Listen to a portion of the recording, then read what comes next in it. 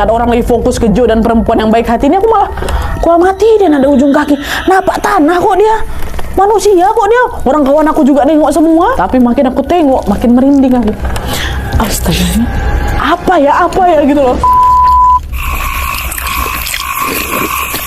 Hai, wassalamualaikum warahmatullahi wabarakatuh. Terima kasih sudah klik video ini. Tidak terasa sudah malam Jumat lagi. Itu berarti aku akan membawakan lagi KHW atau kisah horor Wawa part 320. Yang nggak mau ketinggalan KHW lainnya bisa langsung ke playlist saja, cari KHW. Ada part 1 sampai part sekarang ya. Dan karena udah lama nih aku tidak membawakan kisah horor tentang gunung, ya kan banyak juga yang pengen gunung lagi. Terakhir kali aku bahas soal Gunung Rinjani itu berapa bulan yang lalu ya. Udah lumayan lama ya kan. Nah, di malam ini aku akan bercerita tentang pengalaman horornya Wawa kita waktu mendaki Gunung Sumbing, Wak. Seperti yang kita tahu, Gunung Sumbing ini menjadi salah satu gunung di Jawa Tengah yang banyak sekali diminati oleh para pendaki karena memang pemandangan lautan awan di puncaknya yang sangat indah sekali ya kan. Tapi siapa sangka, Wak, di balik keindahan itu tersimpan berbagai cerita mistis seperti yang dialami sama Wawa dan juga teman-temannya, di mana mereka ini awalnya dengar suara-suara aneh, ditampakin sosok seram, dirasuki sosok penunggu, bahkan sampai diikuti sama arwah gentayangan. Perjalanan yang harusnya excited ini malah berubah mencekam dan jadi bikin trauma Wawa bersama teman-teman lainnya. Penasaran dengan kisah selengkapnya? Jadi tanpa berlama-lama kita langsung masuk aja ke ceritanya ya. Check it out. Tapi tunggu sebentar, Wak. Sebelum aku masuk ke kisahnya, aku mau sampaikan satu informasi penting nih buat Wawa kesayangan aku semua. Karena di sini aku pengen makin deket dan sharing lebih banyak dengan kalian. Aku mau mengundang kalian untuk bergabung di YouTube membership Nadia Omara. Dengan menjadi YouTube memberku setiap bulannya, Wak, kalian akan mendapatkan pertama, tambahan satu konten eksklusif dengan experience baru yang tidak biasa. Terus ada kalanya juga nih, konten eksklusif ini bisa menjadi tempat aku dan tim bisa lebih bebas berekspresi lagi, tanda kutip, dan juga menyampaikan informasi detail yang tidak bisa kami sampaikan di konten-konten biasanya.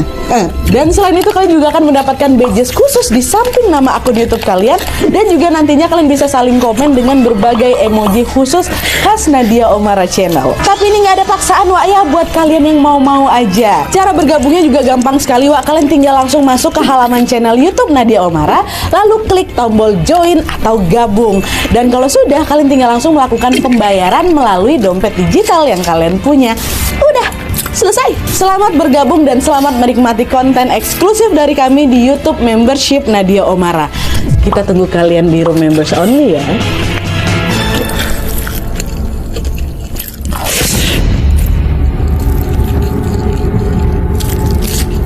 Oke, Wak, jadi kisah ini dikirim sama Wak kita yang bernama Ajis dari Bintan, Kepulauan Riau. Halo Bang Ajis. Nah, jadi pengalaman horor ini terjadi di tahun 2022 lalu waktu Ajis ini lagi mendaki Gunung Sumbing bersama 7 teman kuliahnya, Wak, yaitu ada Ayu, Jo, Rangga, Mail, Iqbal, Dion, dan juga Dudung. Ada 2 cewek dan juga 6 cowok, Wak, ya, termasuk Ajis. Nah, waktu itu Ajis dan juga kawan-kawannya ini lagi kuliah di salah satu universitas di Jogja, Wak. Saat libur semester, mereka merencanakan untuk menaik Gunung Sumbing lewat jalur Bowongso. Ini sedikit cerita aja. Jalur Bowongso ini adalah jalur pendakian Gunung Sumbing dari arah Wonosobo. Jalur ini cocok sekali untuk pendaki pemula karena medannya juga nggak terlalu curam.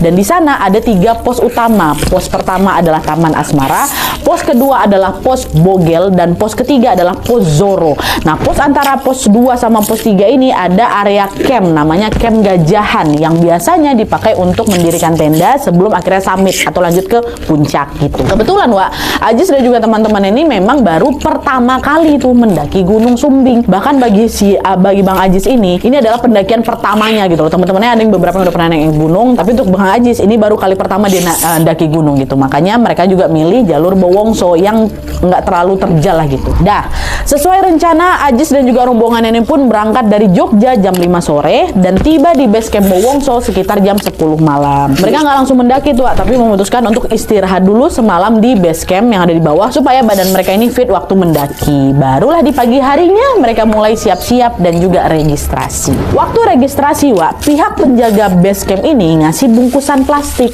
ke mereka. Bungkusan plastik itu berisi air gula. Saya bilang, si penjaga ini bilang, ini air gula ya, disimpan, jaga-jaga kalau misalnya ada yang kecapean di tengah jalan. Nah, air gula ini Wak, ternyata bukan sembarangan minuman gitu loh. Fungsinya untuk jaga-jaga kalau di tengah jalan ada yang kehabisan tenaga atau misalnya gula darahnya turun drastis kayak gitu kan, karena air gula ini bisa langsung diserap tubuh dan bisa bikin badan cepat balik bertenaga lagi. Jadi semacam apa ya, semacam pertolongan pertama darurat gitulah untuk para pendaki ini. Udah dikasih satu-satu. Oh baik Pak, gitu. Penjaga base camp nanya lagi, di antara kalian ada yang lagi datang bulan nggak atau lagi haid nih? Mohon maaf. Jo nyaut, oh saya Pak. Jo ini perempuan ya. Saya Pak. Kenapa Pak? Katanya. Oh kalau gitu mbaknya daki sampai camp Gajahan aja, nggak bisa kalau sampai puncak. Katanya. Lo kenapa Pak? Itu sudah aturan di sini, mbak ikutin aja, kata si penjaga. Dah lah itu kan. Nah setelah urusan registrasi selesai, Aji sama rombongannya pun mulailah mendaki sekitar jam setengah 8 pagi. Normalnya Wak, pendakian sampai ke puncak itu membutuhkan waktu sekitar 7-8 jam kalau cuaca mendukung. Nah kebetulan cuaca pagi itu juga cerah nih. Mereka pun mulailah ini mendaki menuju ke pos 1. Perjalanan sampai ke pos 1 itu relatif aman Wak, karena jalannya juga masih landai lah gitu kan. Mereka sampai di sana di pos 1 ini sekitar jam 9 pagi. Mereka istirahat sebentar, menikmati pemandangan dan lanjut lagi mendaki ke pos 2 atau pos Bogel. Tapi berbeda dari medan sebelumnya yang masih landai Wak, kali ini mereka sudah mulai ngelewatin area tanjakan tuh. Meski juga nggak begitu ekstrim, tanjakan itu cukup menguras tenaga.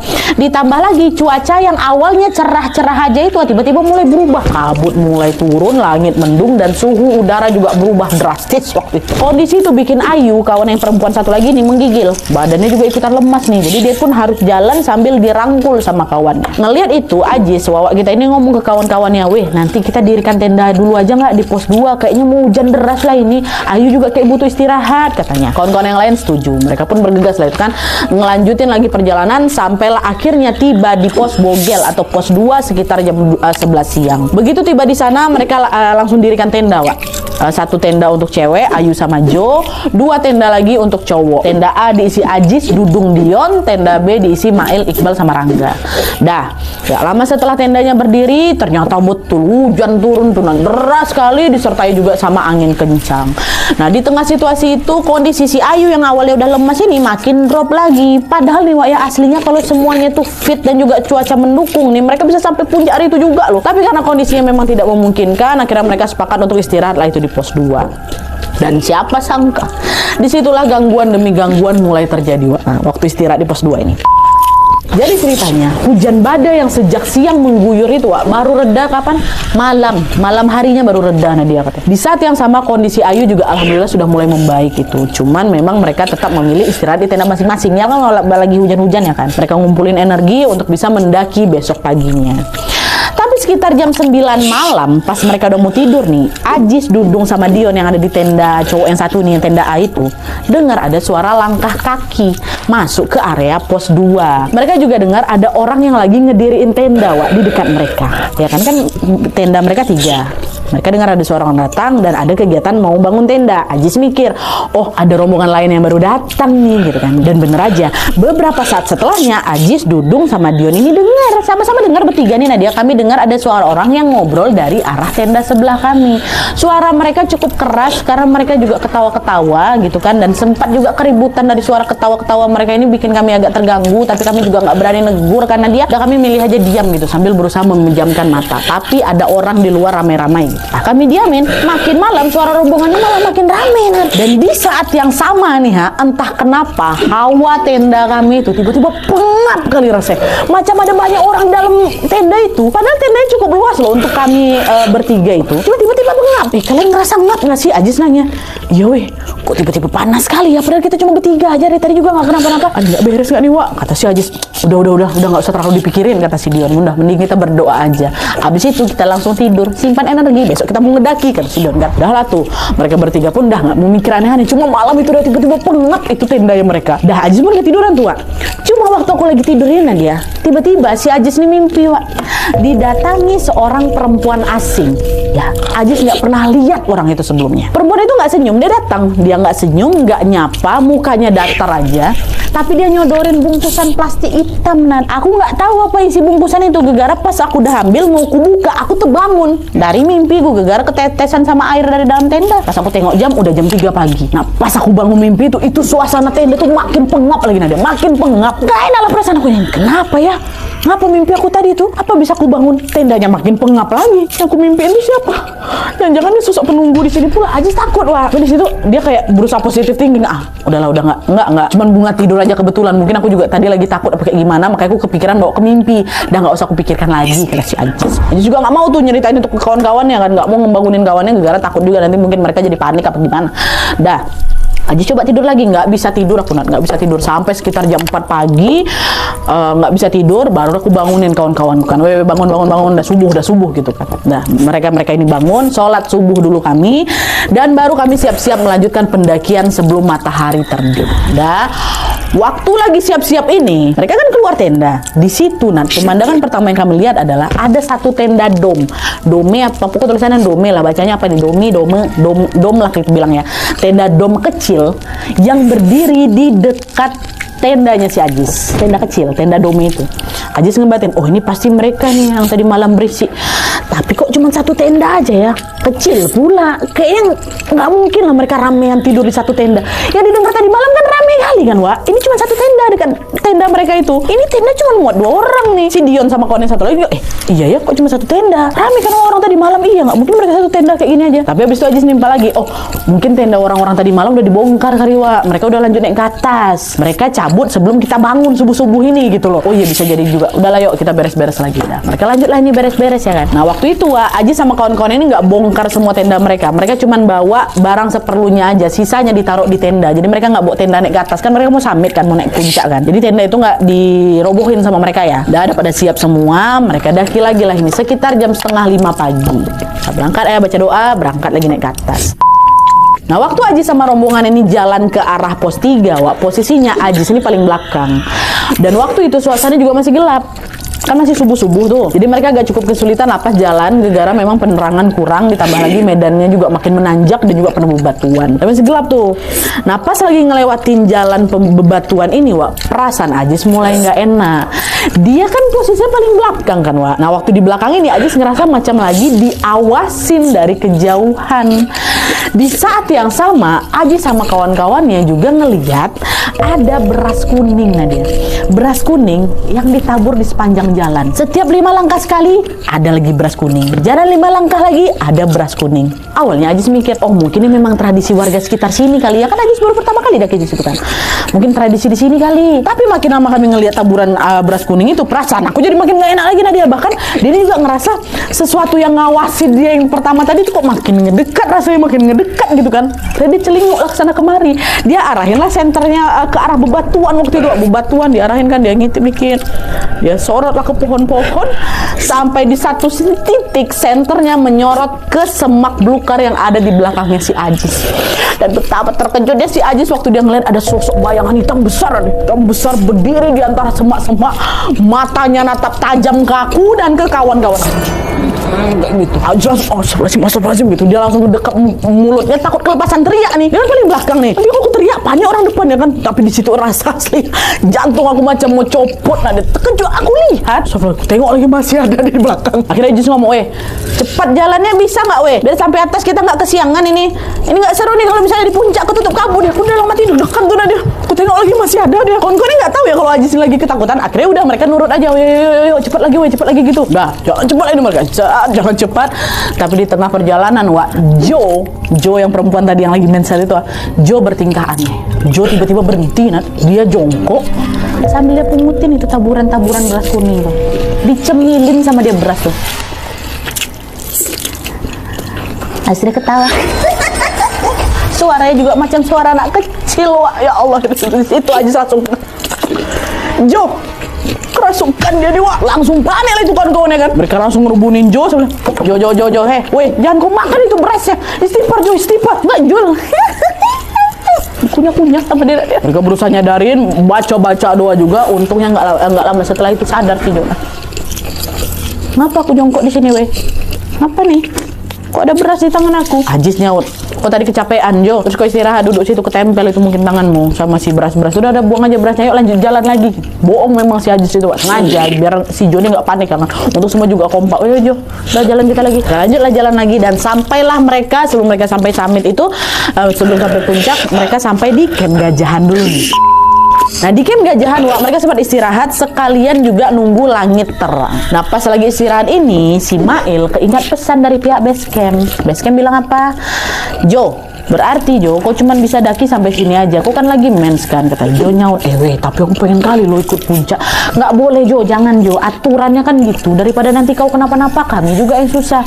Jangan gitulah weh, kata si Jo. Jangan gitulah weh. Aku pertama kali lo mendaki ke sini. Masa nggak sampai puncak? Lagian juga aku takut lah kalau misalnya nunggu sendirian di sini. Ya nggak juga sendiri. Nanti ada yang nemenin kau kok. Nggak mau aku. Pokoknya aku pengen ikut puncak. Udah diam-diam aja. Bismillah aja, kita doa aja. Semoga nggak kenapa-napa. Dalam mereka debat panjang lah itu, Wak. Tapi kawan-kawannya ini tidak berhasil membujuk si Jo. Mereka akhirnya udahlah terpaksa ngikutin Jo untuk tetap ikut naik puncak. Padahal pesannya apa? Jo, kok nggak boleh sampai puncak? Maksa. Udah, akhirnya di jam 6:30 pagi mereka lanjut lagi mendaki menuju ke pos 3. Nah, awalnya perjalanan ke pos 3 ini lancar-lancar aja, memang cuaca di area Gunung Sumbing itu cukup cerah dan kondisi tubuh mereka juga fit itu. Nah, di sini Ajis juga ngeh kalau dia udah nggak ngelihat taburan beras kuning itu lagi, udah nggak ada. Dia terakhir kali ngelihat beras kuning itu waktu kami mau masuk ke camp Gajahan, habis itu hilang nanti, udah nggak ada lagi. Nah kan? Jalan, nyampe lah di pos 3, mereka istirahat lagi sambil menikmati pemandangan sekitar. Barulah setelah itu mereka lanjut mendaki lagi ke puncak. Tapi baru beberapa menit Jo ngeluh di situ. Aduh perut aku sakit, mulas-mulas mens lah kayak gimana. Aduh sakit perut aku. Mail bilang kan kau tadi harusnya kau istirahat aja di bawah. Kalau kayak gini kau sendiri kan yang nggak nyaman. Iya maaf ya, ini udah nanggung juga kalau misalnya aku turun. Udah nggak apa-apa ya, istirahat bentar ya, habis itu kita lanjut lagi naik ke atas. Tapi ternyata setelah istirahat kondisi Jo ini malah makin parah Dia tuh nggak cuma sakit perut aja, tapi badan juga makin lemas kayak gitu. Meski begitu Jo ini tetap kekeh udah nggak apa-apa, udah kita harus sampai puncak gitu. Dan sama seperti sebelumnya, kawan-kawannya juga nggak bisa ngemujuk Jo ini buat turun. Ditambah lagi waktu itu kami mikir jarak ke puncak itu udah nggak terlalu jauh, jadi lebih cepat kalau misalnya terusin ke atas daripada kami muter balik ke bawah turun. Ya udah, di situ mereka istirahat bentar, terus lanjutlah jalan ini dengan posisi Jo ini dirangkul Mail sama yang lain, dirangkul gitu kan. Nah karena Jo masih sakit waktu itu, perjalanan mereka ini juga jadi terhambat. Mereka harus jalan pelan, terus bentar-bentar berhenti, jalan pelan lagi, bentar berhenti lagi gitu istirahat. Kalau normalnya dari pos 3 ke puncak itu katanya cuma butuh waktu 2 jam. Kami nyampe di puncak itu setelah 4 jam perjalanan kami. Nah dia 2 kali lipat dari perjalanan sebelumnya, sekitar jam 11:30 siang lah di situ kan. Waktu udah nyampe, Jo langsung disuruh duduk. Sementara kawan-kawan lainnya ada juga yang nemenin Jo, ada juga yang jalan-jalan menikmati keindahan alam di puncak. Dan sampai puncak dengan akhirnya alhamdulillah sampai di puncak, foto-foto segala macam. Nah waktu itu area puncak lumayan cerah juga tapi beberapa menit kemudian kabut datang dia. Tiba-tiba kabut datang, langit udah mulai mendung. Jadi mereka nggak bisa lama-lama lah di puncak ya kan. Takutnya nanti bakal turun hujan lagi macam kemarin. Jadi jam 12:30 siang, cuma 1 jam nanti kami di situ. Kami pun memutuskan turun ke bawah. Nah siap-siap kita turun sekarang gitu. Tapi waktu udah mau turun, tiba-tiba si Jo bilang, kakiku kok berat kali ya, kayak ada yang megangin katanya. Waktu Jo ngomong gitu, aku langsung lihat muka si Jo tuh pucat. Nah nggak lama setelah dia ngeluh kakinya itu berat, pingsan si Jo tas gitu. Nah di situ teman-teman panik lah semua ya kan. Jo gitu, langsung dibaringkan ke tanah. Mereka berusaha untuk nyadarin si Jo pakai barang-barang seadanya, pakai minyak kayu putih gitu. Jo istighfar Jo, sadar Jo. Tapi sampai beberapa menit kemudian Jo nggak bangun juga Sampailah di satu titik itu kabut tuh makin pekat, langit juga makin gelap. Aja sama yang lain makin panik. Kamu mungkin kami biarin Jo kehujanan di puncak nanti, sedangkan juga kami tuh nggak bisa ngediriin tenda di sana kan, tenda kami di bawah. Jadi apa? Ini harus digendong nih si Jo kan rame-rame untuk turun ke pos 2. Cuma belum sempat tubuhnya itu diangkat, badan si Jo tuh belum sempat diangkat. Tiba-tiba matanya melotot mata si Jo, tatapan matanya juga kosong. Nggak lama setelah itu tertawa si Jo. Lagi-lagi suaranya tuh macam anak kecil. Aduh kerasukan lagi dia kata gitu kan. Dan betul aja, nggak lama setelah dia ketawa ini Jo teriak-teriak, dia nangis histeris kayak gitu. Dan dalam waktu singkat bola mata itu langsung putih semua. Putih semua. Kawan-kawan yang lain langsung megangin si Jo kan, supaya Jo ini nggak berontak nih. Dibelari-lari kita di atas puncak takut jatuh. Ada yang megangin Jo, ada juga yang teriak-teriak minta tolong. Tolong. Maksudnya ada pendaki lah gitu biar tolongin mereka. Mas saya nggak ada yang datang. Gara posisinya waktu kami di atas jelas puncak itu cuma ada rombongan kami aja, Nadia nggak ada rombongan lain. Dan pos-pos sebelumnya juga kan masih jauh gitu kan. Akhirnya di situ Mail inisiatif buat azan, azan di telinganya si Jo kan, Allahu Akbar, Allahu Akbar. Gitu. Beberapa kawan lainnya juga ikut bantu baca-baca doa. Kenapa si Mail ini azan, kawan-kawan lain berusaha untuk nelpon pihak base camp nih untuk mencari pertolongan. Ada sinyal di situ walaupun tipis-tipis. Saya setelah beberapa kali dicoba telepon, panggilan itu nggak diangkat. Sedangkan kondisinya si Jo ini makin nggak terkendali. Wajahnya pucat, tubuhnya udah gemeteran gitu kan, macam orang sekarat kayak gitu tuh loh. Di situ kawan-kawannya juga nggak nyerah, mereka terus lagi berusaha nelpon base camp. Nggak diangkat, nggak diangkat, telepon lagi. Akhirnya setelah belasan kali telepon, diangkatlah sama base camp. Ayu tuh waktu itu telepon. Ayu langsung bilang, Pak, tolong kami Pak, kawan kami kesurupan Pak, kami ada di puncak. Waduh, puncak, kondisi kawan Mbak gimana sekarang? Dia masih teriak-teriak, Pak, ini lagi dipegangin sama kawan-kawan saya. Oke, gini Mbak, karena jarak base camp ke puncak itu jauh, kami nggak bisa langsung nanganin sekarang nih. Mbaknya sekarang tolong usapin badan temennya pakai air gula yang kemarin saya kasih, sambil dibaca-baca ya Mbak ya, baca-baca doa. Itu aja dulu, nanti update terus kondisinya. Kalau belum baikan kami segera pergi ke sana gitu. Untungnya air gula tuh kami bawa, untung kami bawa. Akhirnya dah air gula diambil lah dari tas masing-masing, terus pada diolesin lah ini ke tubuhnya si Jo sambil dibaca-baca doa. Di situ Mail sekali lagi baca azan lagi di telinga si Jo kan, dan alhamdulillahnya pelan-pelan Jo mulai sadar di situ. Tatapannya udah nggak kosong, matanya udah balik ada hitamnya lagi, dia udah nggak teriak-teriak lagi. Alhamdulillah langsung sadar si Jo di situ. Pakai air gula tuh. Setelah sadar, Ayu langsung membantu lah si Jo minum pakai air putih. Teman-teman pun ada yang mijit-mijit tangannya si Jo, kakinya si Jo gitu kan. Di situ mereka berusaha bikin si Jo ini relax dulu, berusaha bikin dia tenang dulu. Dan selain itu mereka ini juga ngabarin pihak base camp bilang, Pak, untuk update kondisi si Jo udah sadar Pak, kondisi udah sadar gitu. Oh ya sudah, syukurlah. Pelan-pelan kalian turun ke bawah. Nah, beberapa saat setelah si Jo ini udah tenang, Ajis Wawa ini ngelihat ke arah belakang. Ada seorang pendaki perempuan yang ngedekatin mereka. Dia pakai outfit pendaki pada umumnya. Nah, dia nggak ada aneh-aneh, bukan hantu yang ku tengok ini. Orang cewek pakai outfit pendaki pada umumnya, baju pendek, pakai baju pendek warna merah, terus pakai dalaman manset hitam gitu. Dan dia ini juga pakai tongkat pendaki itu loh. Nah, waktu tengok si perempuan yang datang, aku macam nggak asing sama perempuan ini dia. Cuman aku juga lupa, aku pernah tengok dia di mana ya gitu. Nah, saat perempuan itu makin dekat, Ajis ngeliat dengan jelas perempuan itu pakai kalung tasbih. Dia gendong ransel kecil, terus dia datang sendirian tanpa rombongan ya. Awalnya Ajis mikir, oh mungkin dia warga lokal kali ya, makanya berani daki sendirian dan cuman bawa tas kecil. Perempuan pula, jarang ada perempuan yang berani daki sendirian ya kan, di ketinggian 3000 mdpl pula. Nah, si perempuan itu datang nyamperin mereka, nyamperin, dan seolah dia bisa baca pikiran aku. Si perempuan tuh bilang apa pertama kali? Saya bukan warga lokal Mas, saya memang daki sendirian. Oh ya, temannya kenapa? Tiba-tiba ngomong kayak gitu. Tahu dia, dalam hati aku bilang ini warga lokal nih, tiba-tiba kayak itu dia ngomongnya. Tapi Ajis ya udahlah, dia nggak menanggapi soal itu. Dia kan fokus ke kawan yang lagi kesurupan ini kan, yang baru aja selesai kesurupan. Akhirnya Ajis yang ngejawab waktu si perempuan yang nanya, oh dia habis kesurupan tadi Mbak, makanya masih lemes gitu. Oh gitu. Ini kebetulan saya ada nasi bungkus, dimakan Mbaknya ya, biar tenaganya pulih katanya. Oh boleh Mbak. Kebetulan teman saya ini juga belum makan katanya. Perempuan ini waktu dia ngomong itu dia ngeluarin kantong plastik hitam, itu isinya makanan. Waktu aku tengok dia keluarin itu, oh Ajis langsung dejavu di sini. Kok macam pernah tengok ini ya? Coba ingat lagi, masih belum ingat dari sini. Apa ya, macam pernah tengok ini, macam dejavu ini. Apa ini ya? Perempuan bawa kantong hitam. Nah, perempuan itu ngasih tuh makanan itu ke Jo, dan habis itu tiba-tiba dia bilang kayak gini, sebenarnya saya udah lihat dari kejauhan kalau teman kalian ini, Mbak ini udah diikuti sosok anak kecil. Nah, pas dengan itu kawan-kawan yang lain pun langsung kaget ya Kak.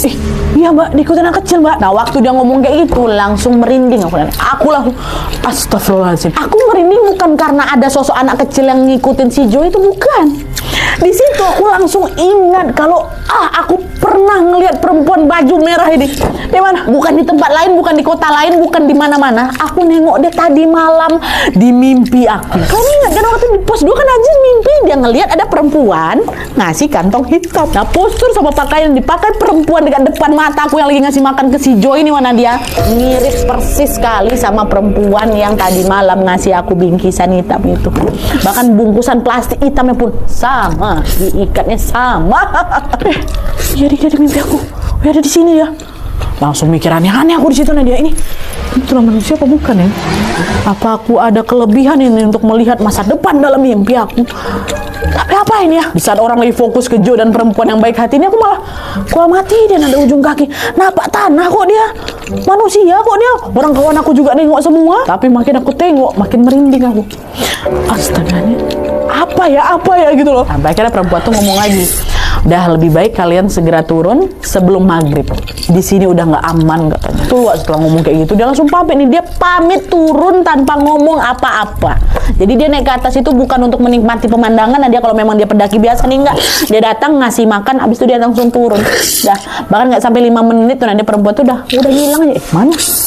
Mana perempuan tuh? Nggak ada, hilang. Cuma yang lain masih positive thinking nih. Mungkin kan memang turun jalan kan belok-belok nggak bisa langsung kita amatin macam kita nengok dia di jalan lurus kan nggak bisa. Perasaan aku yang makin gak enak, tapi di situ aku nggak mau cerita ke kawan-kawan aku, takut makin panik lagi lah ya kan, apalagi kondisi Jo juga masih lemah. Nah akhirnya Ajis pun ngajaklah mereka untuk berkemas dan segera turun ke bawah. Tapi ternyata belum selesai di sini Wak ya, belum, karena selama perjalanan turun ini lagi-lagi mereka diganggu sama berbagai hal mistis yang bikin mereka ya Allah trauma Wak sampai sekarang. Jadi waktu perjalanan turun ini Wak, Jo digendong sama si Mail karena kondisi tubuhnya kan juga masih lemes ya kan. Nah di situ Mail nggak bisa jalan cepat karena selain jagain si Jo, area sekitar itu kan juga udah ketutup kabut tebal ya kan. Jadi si Mail nyuruh Ajis, Dudung sama Dion yang satu tenda tadi tuh yang kondisinya juga paling fit di sana untuk turun duluan ke pos 2. Jadi mereka waktu itu kok turun duluan, kok langsung beres-beres masak kok untuk makan sore kita. Jadi Mail yang gendongin si Jo sama Ayu dan Iqbal sama si Rangga jalan terakhir. Ajis, Dudung, Dion disuruh jalan duluan gitu. Kalau turun kan bisa berlari ya kan. Turun lah. Jadi mereka berempat nih yang pelan-pelan. Nah, pisah nih kan Wak, pisah 2. Nah tapi tiba-tiba di tengah perjalanan si Mail dengar ada suara perempuan ketawa. Siapa tuh? Makin lama dengar suaranya makin kencang. Mail tahu betul itu bukan suara si Ayu. Kan cuma kawannya satu lagi si Ayu kan. Apalagi si Jo kan lagi digendong. Dan suara yang dengar sama si Mail ini pun berasal dari luar rombongan mereka itu loh Wak. Di sekitar mereka juga sepi, nggak ada rombongan lain. Si Mail nanya ke kawannya, kalian dengar ada suara ketawa nggak sih barusan? Hah? Ketawa? Kata yang lain, nggak ada. Dari tadi kami diam aja kok semuanya. Tapi aku dengar suara ketawa, kencang kali suaranya. Kata si Mail lagi, udah nggak usah aku takutin, kau banyakin doa aja lah, kata si Ayu. Di situ perasaan Mail langsung mencampur aduk Wak. Dia mulai baca doa, dia berusaha mempercepat langkahnya tuh biar dia bisa sampai ke pos 2. Nah di sisi lain si Ajis, Dudung sama si Dion nih di rombongan yang bawah yang pertama kali turun ini udah nyampe Wak di pos 2. Tapi waktu nyampe di sana mereka tidak melihat ada tenda berdiri. Semua tenda mereka hilang, nggak ada Wak. Mana tenda kita? Memang betulan di situ. Nah, kami nggak nyasar di situ tuh. Memang di situlah tempatnya. Tapi tenda kami nggak ada. Mana dicari-cari sama mereka, kan salah tempat nggak kita nih? Enggak, memang betulan di sini. Coba cari lagi. Sampai mencar juga kami itu bertiga, nggak juga ketemu itu si tenda. Tenda mereka nggak ada. Sampai di satu titik waktu lagi cari ini, Ajis tiba-tiba nengok ada taburan beras kuning lagi di tanah. Ada beras kuning lagi. Di situ perasaan Ajis nggak enak lagi kan Wak. Tapi dia tetap lanjut nyari tendanya. Diabaikan aja beras kuning itu. Cari lagi, tetap juga nggak ketemu. Dan di situ entah kenapa aku jadi langsung kepikiran untuk apa aku ikutin aja jejak taburan beras kuning tadi itu ya.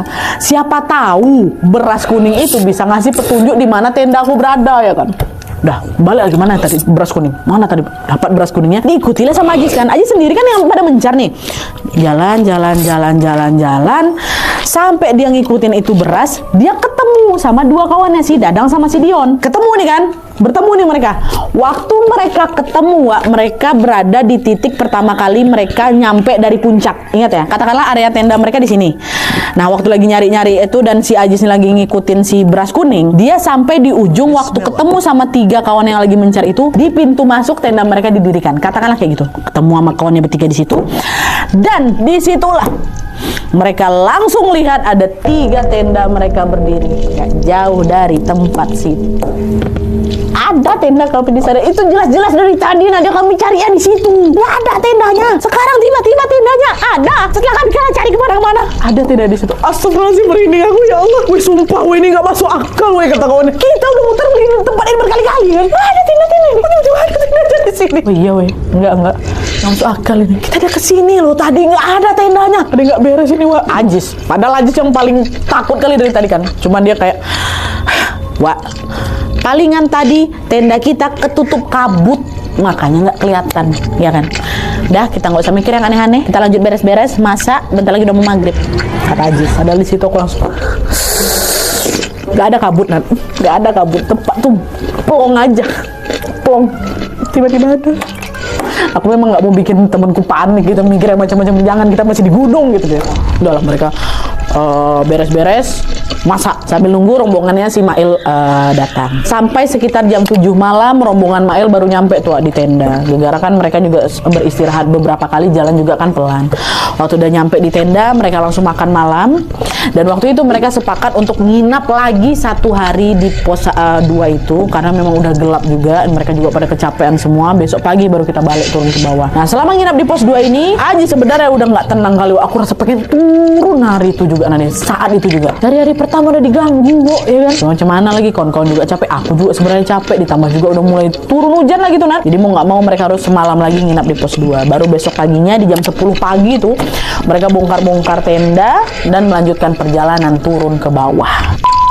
Untungnya di perjalanan pulang dari pos 2 ke bawah itu aman-aman semua, Wak. Mereka baru tiba di base camp sekitar jam 2:30 sore. Karena juga jalannya pelan-pelan itu, mengingat kondisinya si Jo juga belum sepenuhnya sehat, ya kan. Udah turun.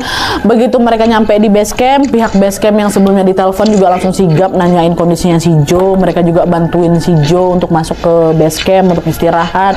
Mereka siapin kayak yang anget-anget kayak gitu lah. Sementara Aji sama yang lainnya ikut juga masuk ke base camp, ketemu juga sama beberapa rombongan lain yang lagi istirahat juga gitu. Nah, di antara rombongan itu Aji sama kawan-kawannya ketemu sama satu pendaki. Wah, ini kita sebut aja lah nama pendakinya Benny, ya. Yang ternyata si Benny ini adalah orang yang ngediriin tenda di samping mereka di pos 2 di malam pertama. Ingat kan? Kan yang mereka dengar ada suara yang ribut-ribut. Nah, itu si Benny rupanya, orang, Wah. Nah, di situ Ajis nanya, "Mana rombonganku yang lain, Ben?" "Oh, aku sendiri, Mas," kata. "Hah? Sendiri? Wah, mungkin kan? Orang jelas-jelas malam tuh kami dengar tenda kalian berisik kali kok, ramai orang ngobrol." Duduk sama si Dion nyaut, kan mereka satu tenda. "Iya, aku juga dengar. Ramean kan kok, gak sendiri kan kok?" Bingung si Benny. "Hah?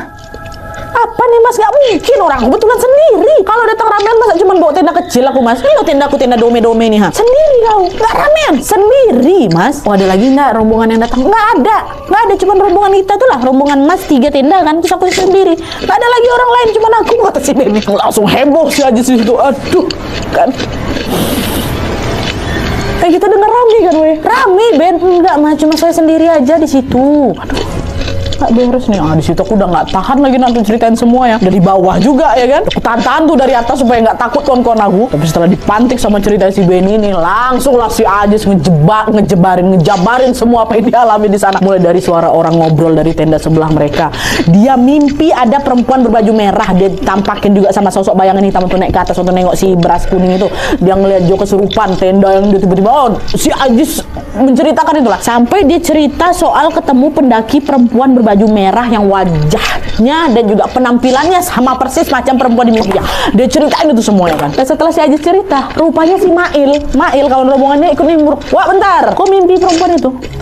"Malam itu aku juga mimpi, Wah, ketemu sama cewek baju merah itu. Mimpinya sama persis kayak kau. Dia juga ngasih bungkusan hitam itu. Aku juga mimpi. Tapi waktu kita di puncak dia ketemu dia, aku nggak ingat sama sekali. Ini waktu kau ceritain itu loh, aku baru ingat," kata dia gitu. Jadi bedanya si Ajis itu waktu perempuan itu datang, dia langsung ingat kalau itu adalah perempuan yang dia mimpikan sebelumnya. Si Mail enggak, Wak. Mail enggak ngeh. Kan kita juga sering yang lupa sama mimpi kita sebelumnya kan. Nah, Mail kayak gitu. Dia baru ngeh kalau dia mimpi si cewek yang dia tengok juga ngasih makanan ke si Jo itu waktu di base camp ini. Wah, temen-temen lain waktu dengar cerita Mail makin heboh lagi. Sampai-sampai, Nat, ya, waktu kami cerita saking hebohnya langsung narik perhatian rombongan-rombongan lain di luar rombongan kami yang lagi istirahat loh. Nimbrung semua mereka. "Iya, Mas, ada apa, Mas?" Cerita lagi tuh kan. Dan kalian tahu, beberapa dari mereka cerita setelah dengar cerita mimpinya si Aji sama si Mael itu. Salah satu di antara mereka bilang kalau ciri-ciri perempuan di mimpinya si Aji sama mimpinya Mael itu, sama perempuan yang ngasih bungkusan nasi ke Jo itu, sama persis dengan ciri-ciri pendaki yang baru saja meninggal beberapa waktu lalu di Gunung Sumbing. Hah, Mereka tahu informasi itu dari pendaki sebelumnya, kalau ada perempuan yang baru saja meninggal di sana dengan ciri-ciri yang disebutkan mereka tadi. Ditambah lagi, pas ditanya ke petugas base camp, di hari itu mulai dari mereka mendaki atau sesudah mereka turun, sebelum dan sesudah itu, tidak ada pendaki perempuan sendirian yang naik ke Sumbing. Kan harus registrasi, kan? Nggak ada yang sendirian. Perempuan pula nggak ada. Jadi kemungkinan besar, Nat, perempuan yang ngasih makanan ke si Jo itu adalah arwah dari perempuan yang meninggal itu. Apa nggak langsung tersiok kami di situ, Nat? Astagfirullahaladzim, udah nggak bisa berkata-kata lagi kami di sana. Pendakian pertamaku bahkan ini kan, pendakian pertamaku yang harusnya menyenangkan ternyata justru dipenuhi dengan kejadian mistis yang tidak akan pernah aku bayangkan sebelumnya. Sampai didatangi sama arwah gentayangan tuh loh, Wak. Entah apa maksud sosok itu ngasih bungkusan makanan ke si Jo itu. Jo juga ada makan semua makanannya, makanan nasi. Tapi yang jelas Aji sama kawan-kawannya nggak bisa ngelupain kejadian itu, pasti. Tapi untungnya setelah mereka sampai di base camp, mereka udah nggak diganggu-ganggu lagi, Wak. Dan mereka juga memilih untuk istirahat lagi di base camp sampai kondisi si Jo itu betul-betul membaik. Barulah di keesokan harinya mereka balik ke Jogja. Ya gitu ceritanya. Oke, Wak, jadi itu tadi pengalaman horor yang dialami Ajis dan juga kawan-kawannya waktu mereka lagi mendaki Gunung Sumbing. Mereka yang awalnya excited kali ya kan sama pendakian ini, justru dibikin shock sama berbagai kejadian mistis selama mereka mendaki ini. Sampai-sampai Ajis nih, Wak, kita ini bilang kalau karena kejadian ini Nadia, aku masih takut untuk mendaki lagi. Ya gara-gara itu. Bisa bayangin nggak, Wak, secampur aduk apa perasaan dia waktu ada di gunung tuh, ha? Dia nahan ya, aku tahan ya, dia aku nggak cerita sama kawan-kawan aku kan. Aku pendam, takut aku tuh sendirian. Baru nyampe di bawah tuh aku baru berani cerita semua. Ajis sama kawan-kawannya sama sekali tidak menyangka bakal mengalami banyak gangguan seperti ini. Padahal juga selama mereka mendaki, mereka anteng-anteng aja, nggak bikin kacau juga, nggak ngelakuin hal-hal aneh. Cuma ya memang itulah dia kesalahannya si Jo, udah diingetin, mens, nggak usah sampai puncak mereka. Entah memang gangguan-gangguan itu muncul karena kami melanggar aturan itu, atau memang kami udah diincar sejak awal waktu mendaki Nadia. Tapi yang jelas setiap tempat ya, apalagi alam, pasti menyimpan cerita mistisnya masing-masing, Wak. Jadi ada baiknya setiap kali berkunjung ke tempat-tempat baru, apalagi gunung, Wak, ya, perbanyaklah membaca doa. Dan misalnya juga ada larangan atau pantangan-pantangan tertentu, udah lebih baik udah dipatuhi aja. Ini demi keselamatan bersama kok. Kalau kalian sendiri pernah juga nggak ngalamin kejadian serem waktu lagi mendaki di gunung, atau mungkin di alam lainnya, entah mungkin ke pantai kah, entah kemana kah, boleh tambahin juga di kolom komentar. Dan kalau misalnya pengen juga berbagi kisah horornya, boleh langsung ke email kisahhoror@gmail.com, sertakan subjek dengan judul ceritanya dan ceritakan aja apa yang sudah kalian rasakan ya. Oke, Wak, jadi sekian dulu videonya. Terima kasih banyak yang sudah menonton. Kalau kalian suka video ini, klik like-nya. Jangan lupa komen di bawah video dan saran-saran untuk selanjutnya. Jangan lupa nyalain notifikasinya supaya kalian tahu kalau aku upload video baru. And as always, jangan lupa untuk klik tombol subscribe supaya kalian sama-sama tahu informasi menarik dan menegangkan dari channel aku. See you next video, Wak. Bye.